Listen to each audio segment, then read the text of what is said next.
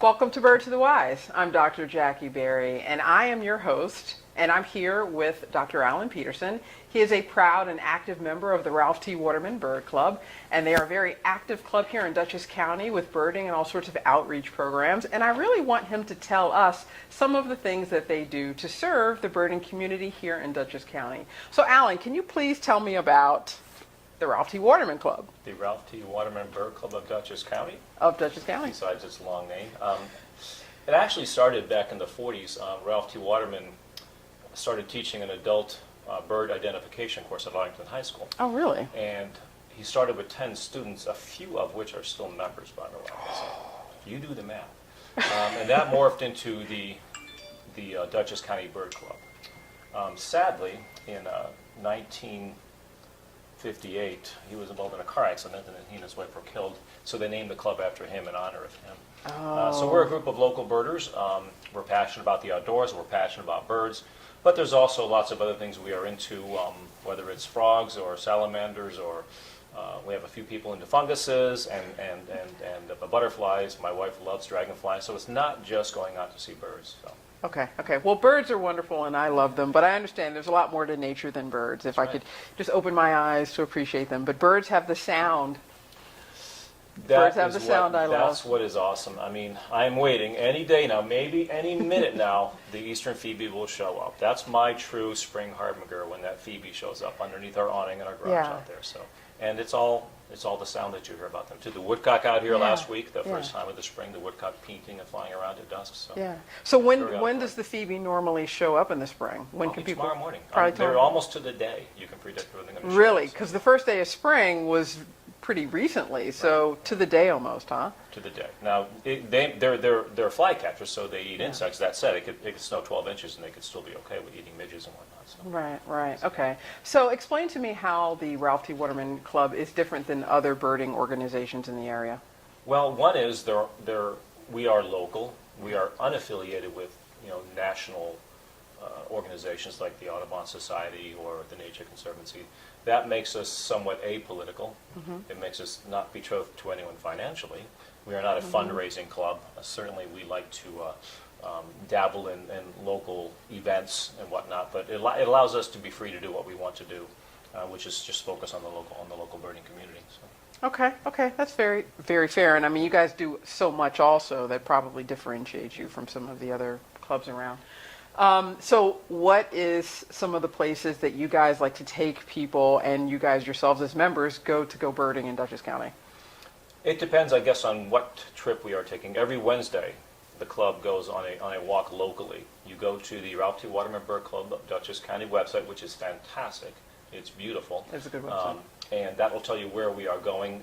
There are places you have heard of: James Baird State Park, Madam Brett, Timor Forest, lots of places you've heard of. But then there's lots of places you haven't heard of that we know about, that we have given our own names to: Pond Gut and strange, eerie places like that. So it pays to pay attention to the website and find out where we are going, and we will tell you where we are meeting and where we are going that Wednesday. We also get a little more involved with trips on the weekend, where we may go someplace a little farther away. Bashico Swamp across the river, Doodletown just south of West Point's a great place to see warblers in about a month and a half. Places like that, and maybe more of a day trip. And then we also will organize trips where we spend the night someplace, whether it's birding the Massachusetts coast in winter, or going up to Braddock Bay for the hawk watch in the spring on Lake Ontario. So there's three different levels of birding trips we take. So, Okay. And so how many people do you get, let's say, on an average Wednesday to come out and go look at some birds? 20 to 30. That's quite a lot. Yeah. That's quite a lot. It is, and it seems to be growing in that vein. You do not have to be a member to go on the walks. After a few freebies, we do kind of encourage you to join. I mean, it's a couple of cups of cappuccino a year to join. It's not expensive. If you do join, you also get other perks like Peeps, which is an awesome alarm system. Okay, so not the candy. That's a little chick, isn't it? It's very appropriate. It's called Peeps. It's the brainchild of Karina Puth, who's our electronics wonder woman here. And half an hour ago, I got a tweet here, or peep, that there's a great cormorant sighted just off of Beacon on the river. It's a very unusual rare bird. Well, yeah. I'd love to go see it, but I'm kind of You're kind of busy right now. But the point is I got an immediate notification Yeah. that bird is there. Yeah. So I could, if I was available, jump in my car and make a run and try to find this rare bird. So Right. that's something that the club has all to itself, and it is really an important part of being a member, that you have that immediate notification from someone in the field they have found this bird. So. That's amazing. Feels good. Okay, so I mean, I just want to think about how this was not available when the club was first founded, 51 years ago or whatever. There was no such thing as instant notification that there was a particular bird. We had a phone tree. Okay. Okay, The okay. phones were attached to walls. So think about I don't know. that. Imagine that. Okay. Yeah. Okay. I did just want to backtrack a little bit. You said that one of the places that you go birding was the James T. Baird Park. I've actually played quite a bit of golf there. But I never really noticed birds there because one of the things about a golf course is there's not a lot of trees. Explain to me, if I'm a golfer and I'm just sort of casually enjoying my round, what it is I might see at the James Baird Park. You've never gotten a birdie there? I've gotten an let's eagle not there. talk- Have you even. really? Yeah, I think I have actually. You've never shanked into the ponds there? Those ponds are full of birds. Maybe. They are full of birds. I've seen bitterns there, a lot Really? of waterfowl, orioles, lots of stuff live around those ponds there. And right around, the golf course borders the woods. So there's vireos and warblers and thrushes up in there. So it's very birdy. So the next time I play golf there, I should take my checklist with me or my electronic checklist and look at all of the birds that I see. Or learn their songs. And learn their Because then songs, you can right? focus on your game and say, Yeah, but I don't want to focus on my there's game. an I think that's oven part bird, of okay, it. and just keep right on going. Okay. Right. That's the beauty of learning their songs, is that you know what you're hearing. And the only way you can do that is to field experience. So go out with the club. And you've got all these people willing to teach you on any given day. We have all kinds of levels of birders in the club, from beginners to people who have never had binoculars to really, really good birders. And they are very, very happy to walk you along on these walks and show you what we are finding. So. That's fantastic. That's fantastic. So you said you get about 20 or 30 people per birding trip. Yeah. How many members total do you have? 200, give or take. That's a lot. Obviously, there's a core active Sure. group of 40 to 60 Sure. that go on these walks that are involved in the executive committee and go on these trips. That said, we do get lots of the public who join us, not only for that, but for our monthly meetings, which are held at the Freedom Plains Presbyterian Church on 55 across from Arlington High School, and that's the fourth Monday of every month. And we have a club meeting, but we also have a lecture, a show given by someone. It may be someone who's one of the club members who's a great photographer, who gives us a program on one of their vacations, which to us is, the comfort food of the club, having one of those. But we also have now John Askelson is our new program director, and he has connections. And he is reeling in true blue scientific speakers talking about puffin research, population dynamics of the spruce grouse in the Adirondacks, how to identify gulls, which is not easy. And so we vary between the comfort food, and then now we're getting a little bit more of the the filet mignon of these. That's a really bad analogy of these speakers, and the public is also welcome to come to these talks as well. So who is going to speak next is posted on the website also? I believe it is about the spruce grouse. Yes, the name escapes me right now, but I think it's about the spruce grouse. Yeah. Okay, good. So I noticed when I was looking at your website, and I've actually used one of your checklists, you have quite a bit of publications. I want to know about all of the publications that you have and how people should use them as they go about learning how to bird, or even if they're experienced birders. Well, first and foremost, it's the monthly newsletter, which we have taken to an email front, hopefully, all electronic, although we still have some folks who want them mailed to them. Yep. And in that is what we're doing that month, what we did last month, the birds we recorded last month, articles on the walks we took, the continuing education that we may have done, and anything else the club may be doing around that time. So that's first and foremost. We also have a book out called Where to Bird in Dutchess County, which is, if you want to bird in Dutchess County, you need that book. All those secret places I mentioned to you that aren't on maps, that don't have names, they're in there. How to get there, when's the best time to go, where to park, is it private, do you need permission, what you might see and when. So Where to Bird in Dutchess County is a real gem. Then we have our checklist, that you have one. And, So, where should someone start, right? So let's say I moved to Dutchess County from, I don't know, St. Petersburg, Florida, and I'm new to this area, and I am trying to get sort of my feet wet with birding, and it's the middle of, let's just say, the fall. Can I trade? Can I go there? Maybe. Well, go to our website, find out where we are going, Okay. and meet us there. Okay, again, Okay. we are totally non-pretentious, and Yeah. you can come along and learn about what we are doing and Yeah. get your feet wet. If you're new, we'll pick you up and show you what you need to learn. If you simply want to learn where to go because you are experienced, that's Right. how you do it. So go to our website Yep. and feel it out and find out what we're up to. So, what kind of outreach programs does the club do? Well, besides our walks and whatnot, we do a lot of continuing education. I'm one of the education chairs along with Frank Margiotta. Frank does a lot of day-long seminars. He'll put up our posters and do education talks at nature days, nature events, things like that, Earth Day. I do more of the local walks and talks for people who simply request one through our website. It's a busy time of year coming up. April 12th, I'm leading a walk at Bowden Park for the first and second graders of the Dutchess Day School. Wow. Showing the eagle nest. Yeah, it's actually a blast to get kids out like that. And Yeah. the first time they look through binoculars, but the first time that they look through a spotting scope, it's rewarding. It's pretty great. Yeah. Let's see, the 27th, I'm leading a walk for the Aiken Free Library in Pauling for birds. The 28th, the Pine Plains Library System, we do a walk at Thompson Pond. Just Yeah. anybody who wants to come, it's open to the public, Yeah. and they can tag along, and we simply point out the birds we hear and see. Yeah. We'll be doing a couple of programs for the Millbrook School, part of their education system. A few early mornings in May. Those kids, they're not quite with it yet. Well. So these juniors in high school, but then they start to get into it. They see their first bluebird in the scope. Okay. Yeah. It's fun. So Yeah. I find it very, very rewarding just to do that. Okay. So. Yeah, that's awesome. That's awesome. How many event leaders do you have? So there's you, and you're going to lead some of these programs for younger people. But how many people are involved on that level where they're actually directly connecting with people and members of the public? Well, if I can't do it, if Frank can't do it, there's a dozen people waiting to step in and take over. So there's no shortage. There's no shortage of Yeah. folks willing to do this. That's And every awesome. Wednesday morning, there's leaders, if you will, Yeah. who are showing people around. Okay. We also have we sponsor one or two youngsters every summer to go to the DEC camp. Oh, really? We try to get that done. We find that to be very rewarding.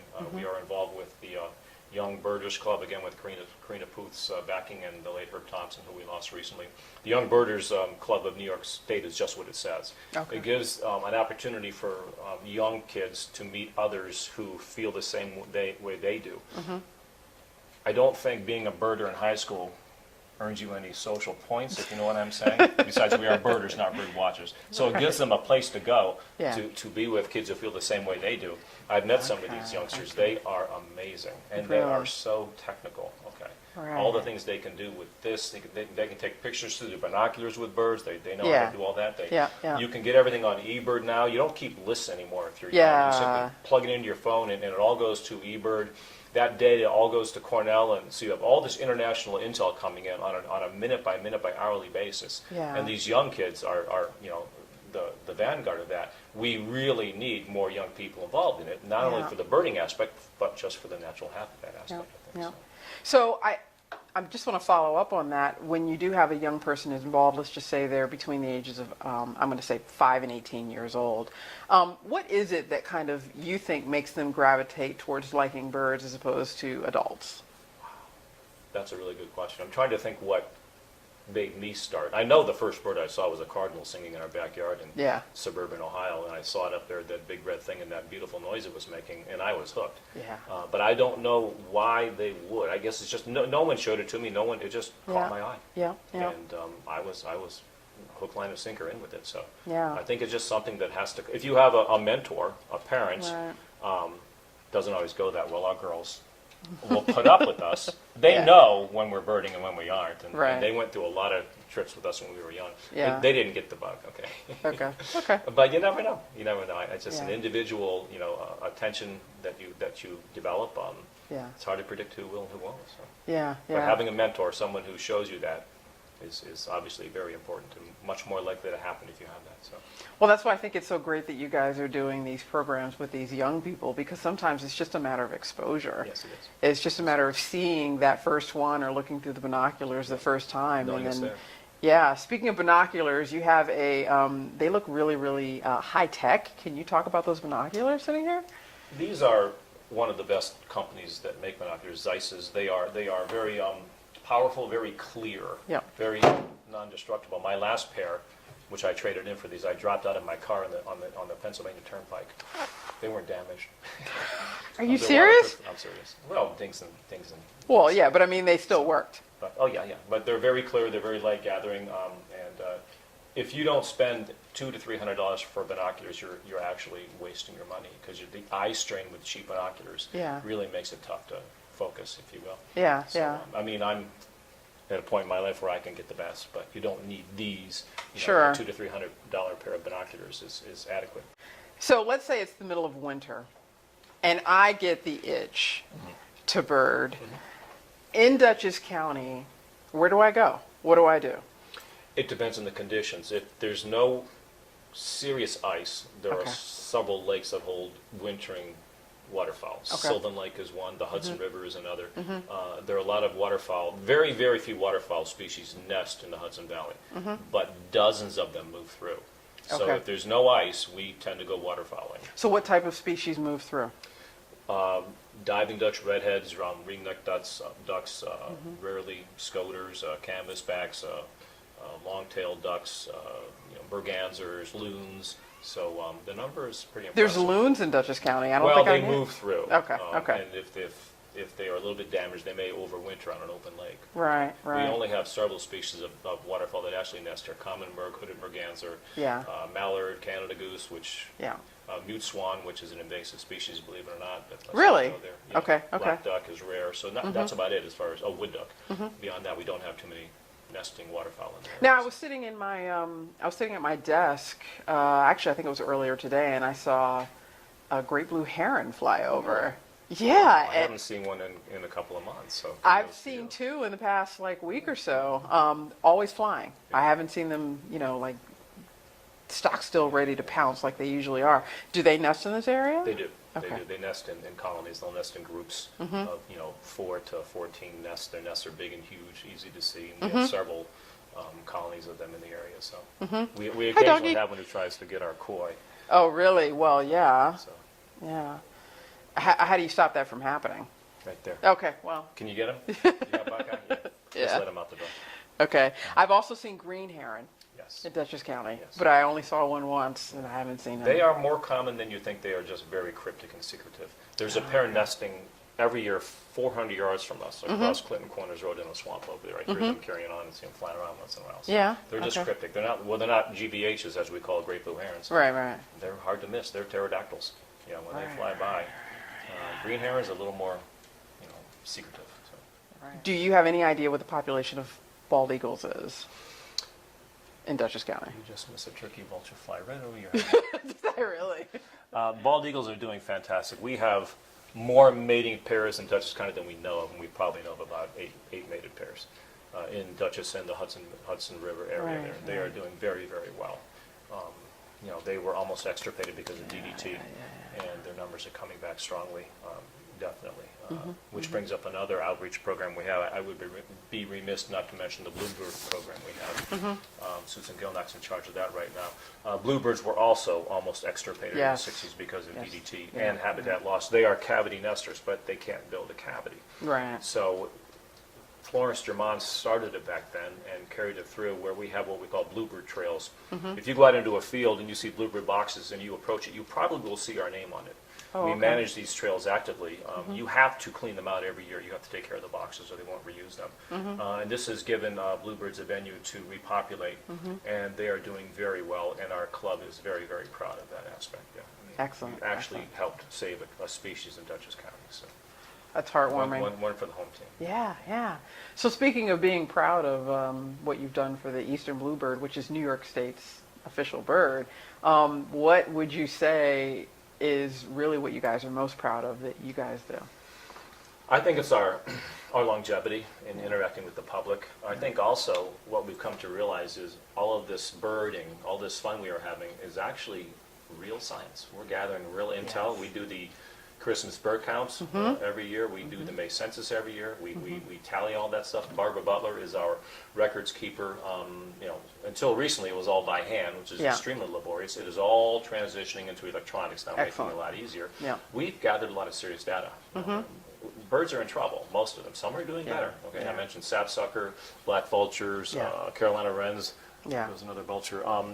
Are doing better, but most birds are not. And we're the vanguard of keeping track of that. And, that's true data. So that's kind of cool. We're supposed to be having fun, but we are gathering serious scientific information. Well, fun can be serious. Absolutely. Yeah. Well, I mean, definitely thank you for holding that corner down for Dutchess County. Do you have personally a favorite bird? The one I'm looking at any given time? So literally just that one? No, there's always some that are special. Well, to there was you. the cardinal that you Absolutely. first saw. And I still think, Okay. I won't say it. We were crushed a month ago when a male flew into our window, and these are here to keep birds from flying into our windows. Yes, Okay? yes. Unfortunately, they don't always do that. So, but back to your question, I expect that Phoebe back any day. That's a great bird to hear for the spring.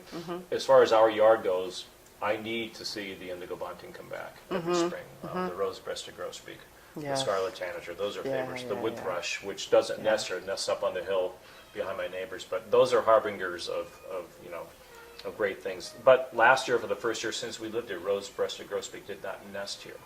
So they were starting to see things we are missing all of a sudden that we've always gotten, and that's a little disconcerting. Yeah. Okay. It's habitat loss here. It's habitat loss in the tropics, Yeah. and it's I'm a veterinarian and I can't preach too much about folks letting their cats out, but cats kill billions of songbirds in North America a year, unfortunately. It's amazing. And yes, this is also a problem. It We is have this a great passive solar home, but Yeah. we do our best. You want to put your feeders real close to the window or 30 yards away. Real close, they don't have time to get momentum. Yep. And real far away, they can usually see where they're That going, is, unless an accipiter who wants to eat them is chasing them, and Yes. they lose all sense of where they're going to be. So. Right. Thank you for that tip. So last but not least, I want to ask if someone wanted to get involved. I'm really glad to know that someone doesn't have to be a member to come to one of the birding ventures on Wednesdays at what time? Anywhere between 8 and 9, depending on where we're going or what time of year it is. Okay, so you meet at the venue where you're going to do the nearby birding, in or Carpool. nearby. Yeah, Yep, that's in all Carpool. on the webpage. And how long do one of these? Hour and a half. Hour and a half. Okay, so someone could do it theoretically in the morning before they went in to work on one summer day or something like that. Could. Yeah. And if someone wanted to join, they would just pay their dues and fill out an application, or Right, go to the website, and you can download it there. Yeah. The advantages of being a member are fantastic for what you pay. Yeah. We have an annual banquet as well. But Yeah. the trips we take that aren't just the weekly ones Yeah. are special and really can get you out there. So in this peak thing. well, I was going to say people also get the peeps. I think that should come with the bunny peeps too, or the chick peeps, but that's just I'll me bring and it up my- to the board. See in what my they sweet say. tooth. All right, well, thank you so much, Alan. my It was pleasure. really great My talking to you today, and thank you guys so much for watching, and I hope you have a birdie day. Thank you. Well said.